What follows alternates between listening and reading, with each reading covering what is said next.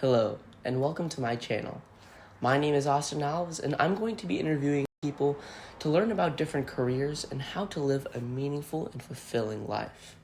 I hope you enjoy the video. Do you think you can give a little background about yourself, tell your Sure. life story, if you will, for the interview? I am a teacher at Whitney High School in Cerritos. It's my 26th year being a teacher. So I've been there. I started when I was 23, so I was pretty young. And it's the only school I've ever taught at.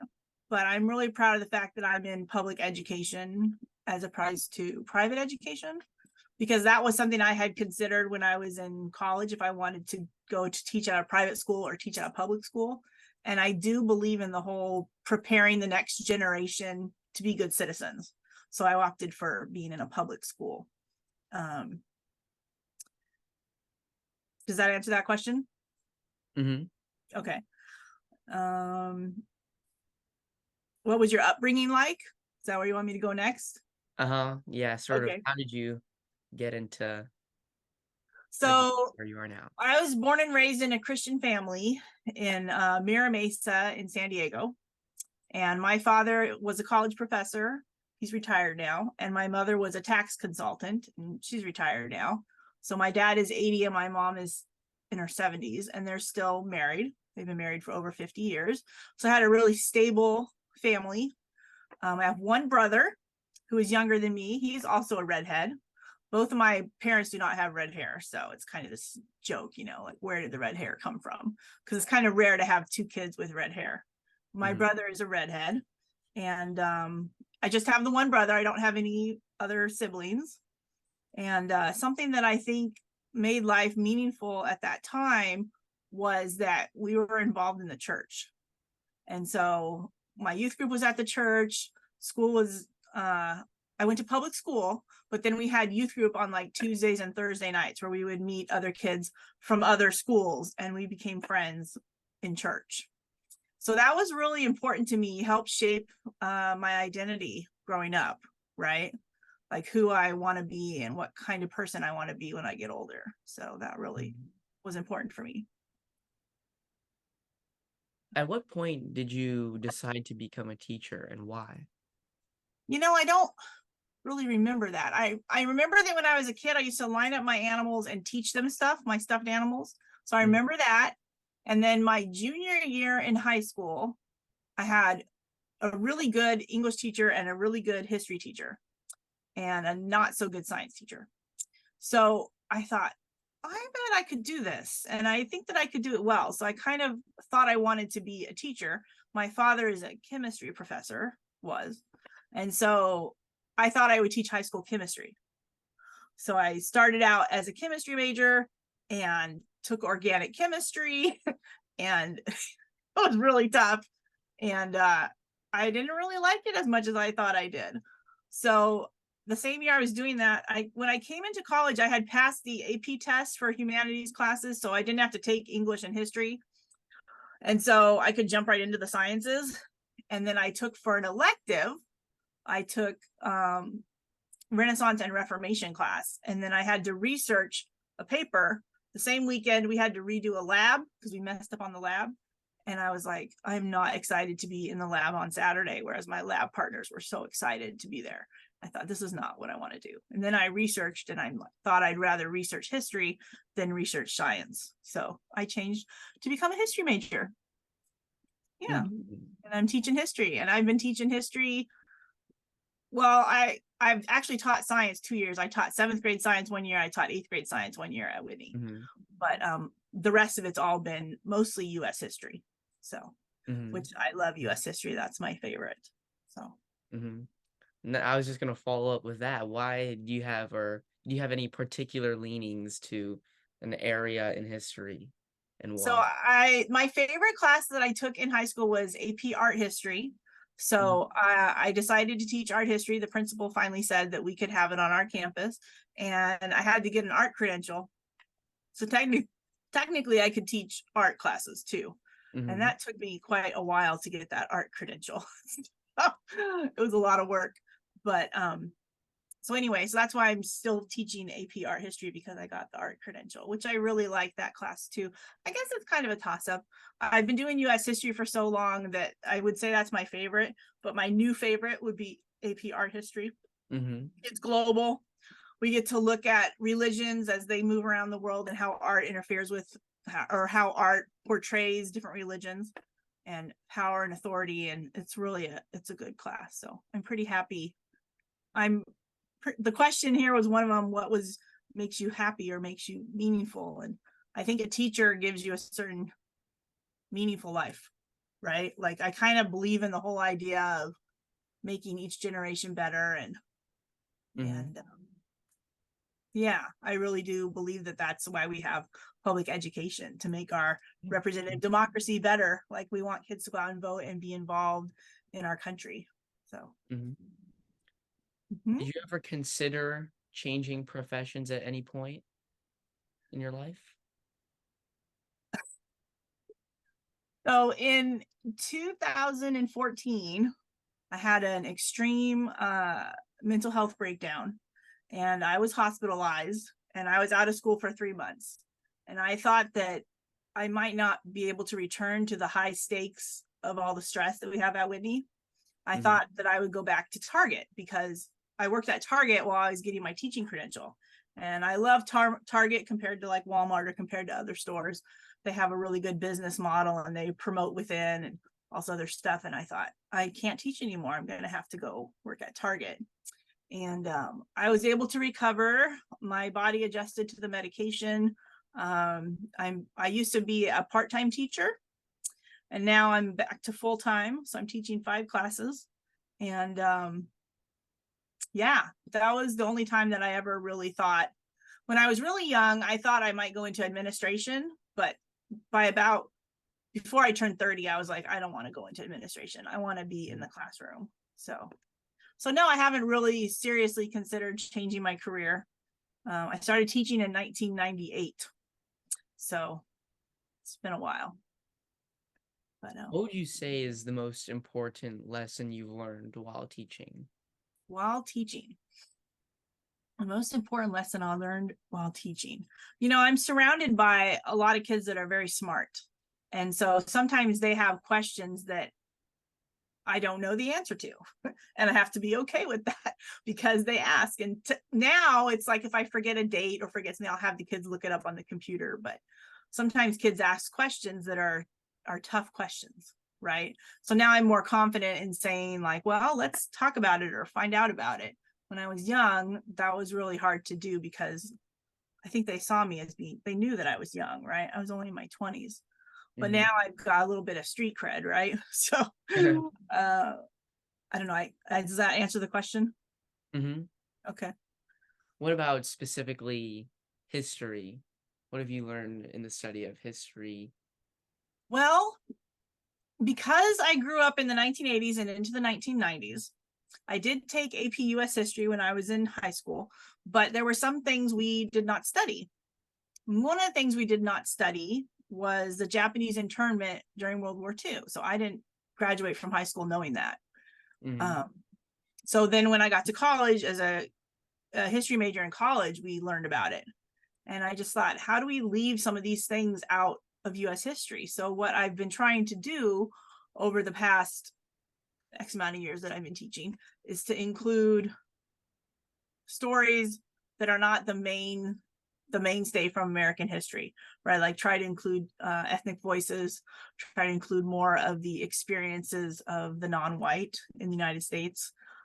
Most of the students at my school are non-white. We have very few white students. And so I think that that's important to try to bring that to the classroom. And the best time we do that is in the 20th century.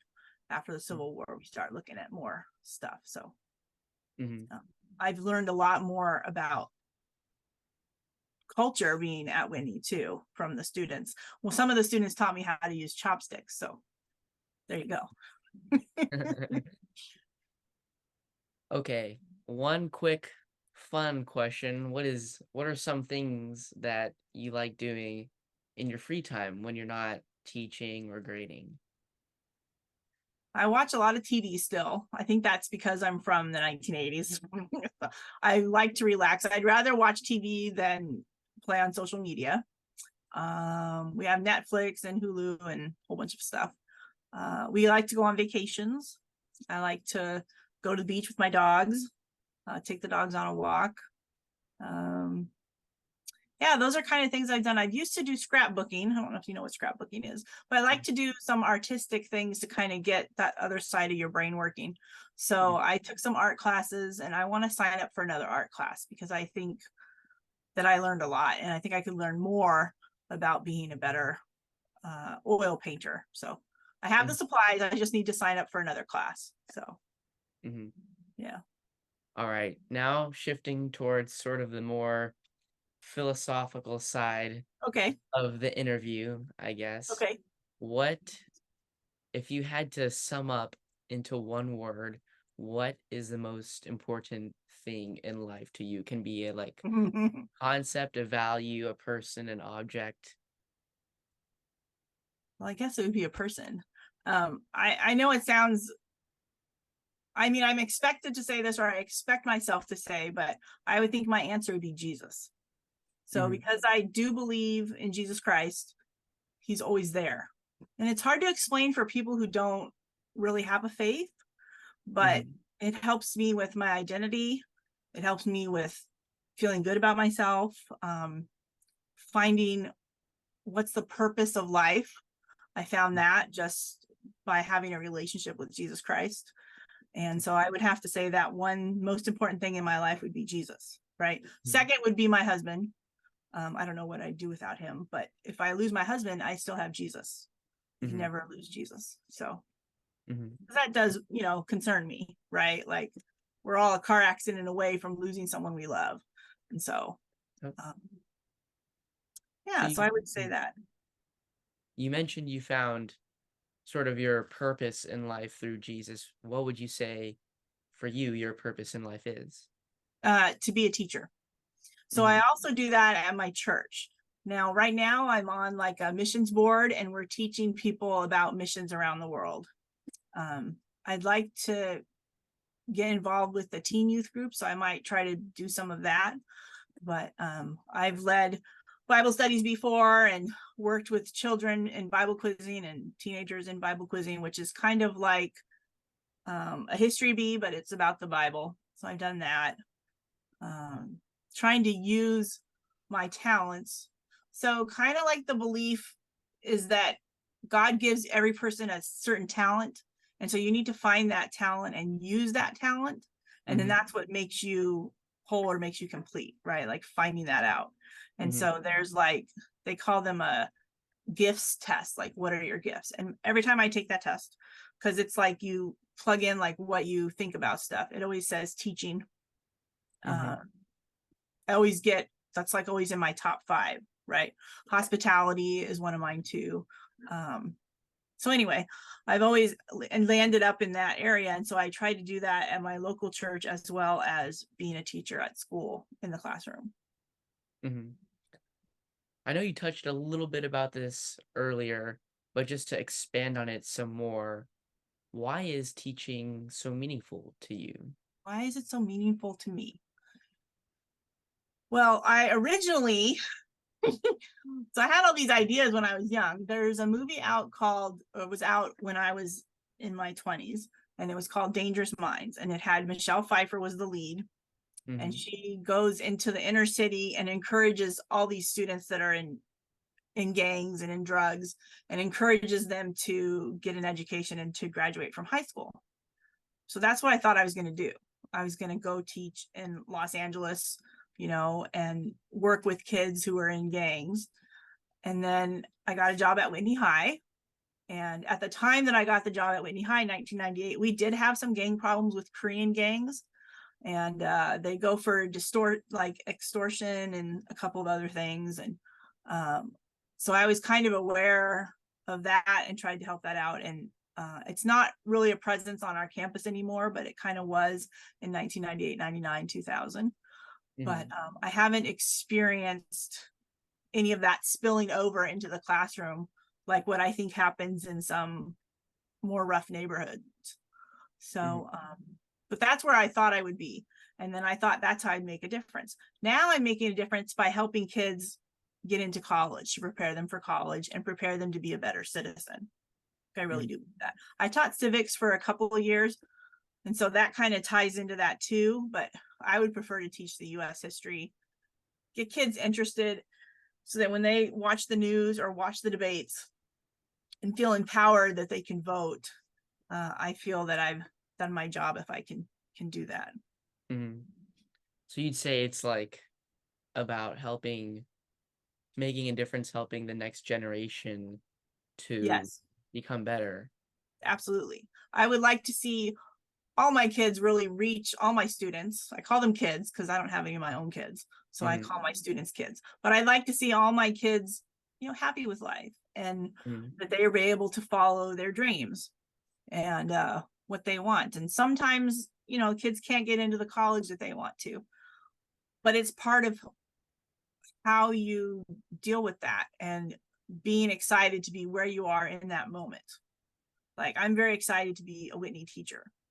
And I would have a very difficult time. I think I would adjust at another school, but I think it would be difficult for me because I've been so ingrained with working with students. I pass out a test and students thank me for giving them a test, right? So, I've got polite students. I don't have any major discipline issues. I'm just really fortunate to teach at Whitney, where we can really teach and really talk about US history and dive into stuff. So I know my life would be different if I was not at Whitney. I still think I would be a teacher. I just don't know how that would play out.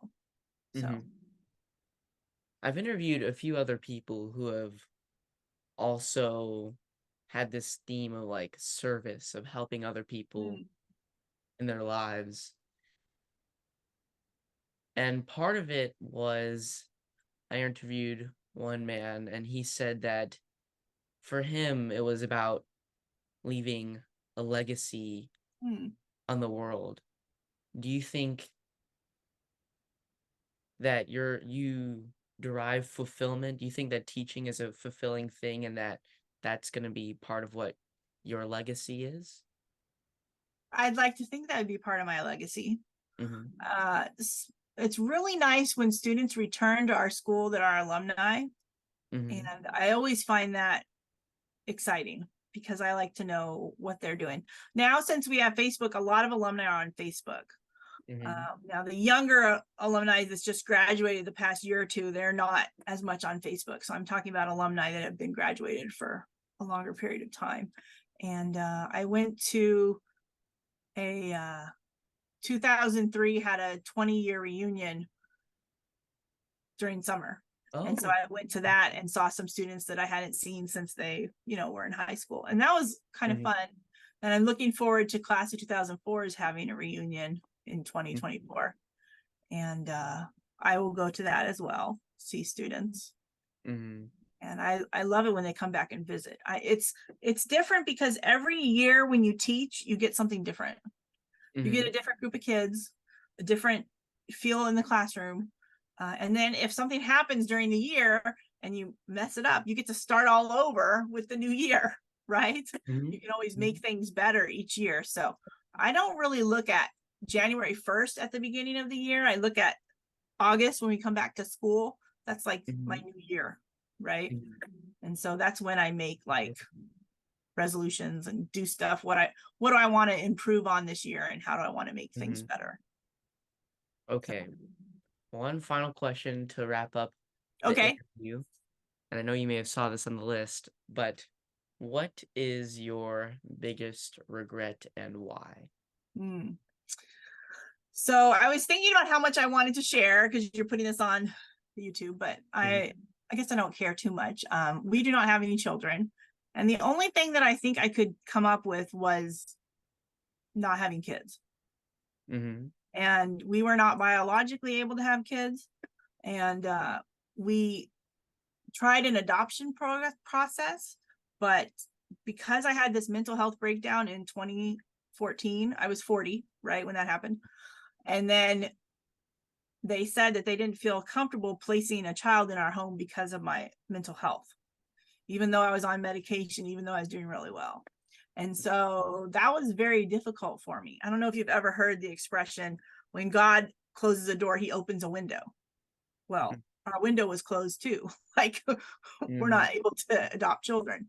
And they're like, yeah, well, after you've been stable for like 8 or 9 years, come back and talk to us again. Well, that would be approximately now. And now I'm like, I don't know, I'm a little bit older now, and I've kind of settled into not having kids. We've got our 2 dogs, which are wonderful. I have a wonderful husband, and we were at different places at different times, right? Like he kind of felt, when he felt kind of disappointed about not having kids, I was fine with it. And then when I was disappointed about not having kids, he was fine with it. So we've kind of done a little bit of that, but